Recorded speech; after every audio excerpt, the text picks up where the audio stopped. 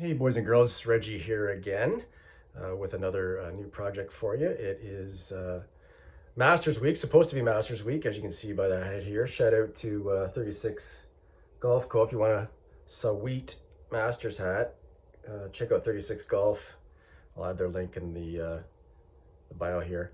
Anyways, still waiting on the material for the door project, so I decided to do another little quick and easy project for something I actually need. A lot of people probably could use right now, considering we're all stuck inside, and that is something to make it a little bit easier to look through stuff on your iPhone and iPad. This little bad boy right here. So you can see it's a block of old wood that I found, and you'll see where I got it from in the process in a second. It's nice and chunky and substantial. I got this one from IKEA for I don't know, $5 or something, and it works, but if you just nudge the iPad especially, it falls right over. Phone too, so this one just works way better, and frankly just looks super cool as well. So the wood we're going to use today for the iPod stand is, so this is a fireplace I did, by the way, kind of cool. I built that too, which we can get to later. But anyways, I've got some leftover wood from this old rough ash, maybe, I think it is. Very natural looking wood. And I've got a leftover piece here.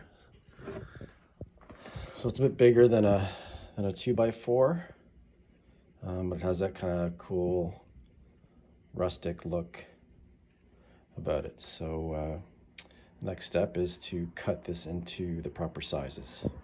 So you want these to be about the same length as this one, which is probably like 3.5, 4 inches.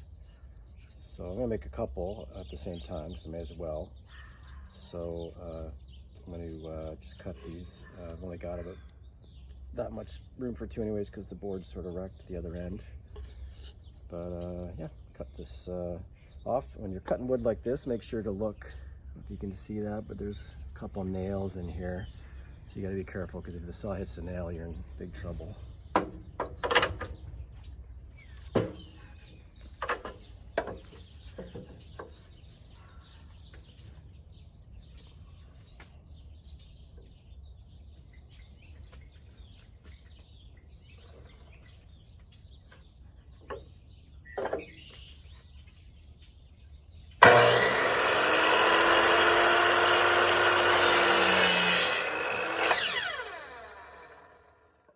So now that we've got the piece of wood cut to size,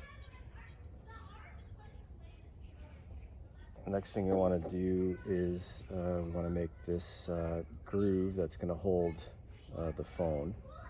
And as you can see, it's on an angle, because I want the phone to tilt a little bit, obviously, so it's a bit easier to read when you're using it. So what I've done here is set up the saw so that the blade is angled to make the cut.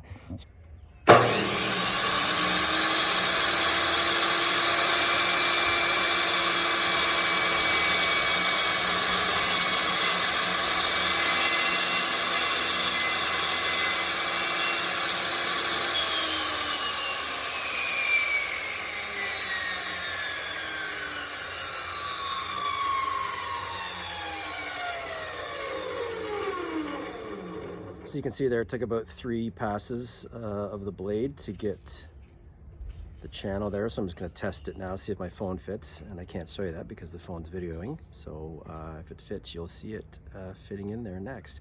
There's a bit of wood left in the middle there. You can just use a chisel to clean that up. So the final step is to, you don't have to do this if you don't want to. You can just leave it kind of like that.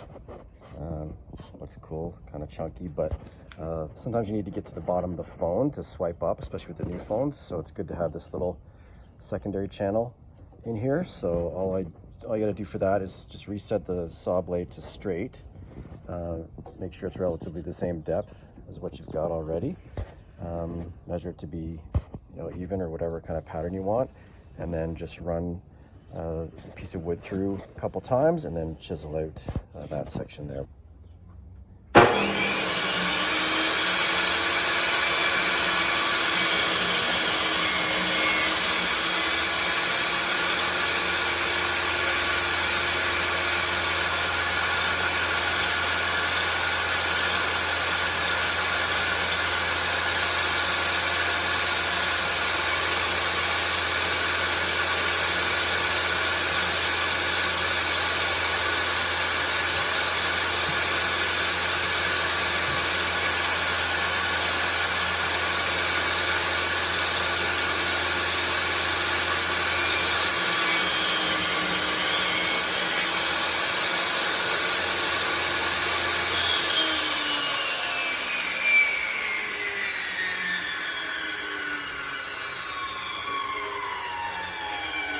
So as you can see, I've got the 2 channels, so I'm just going to get rid of this chunk right here so you can get right down to the bottom of the phone.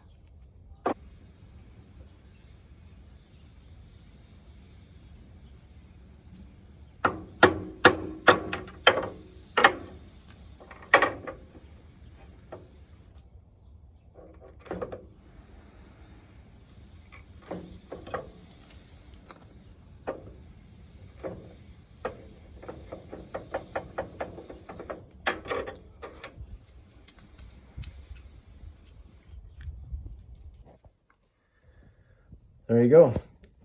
Done, done, and done. So now you don't have to hold your phone. You can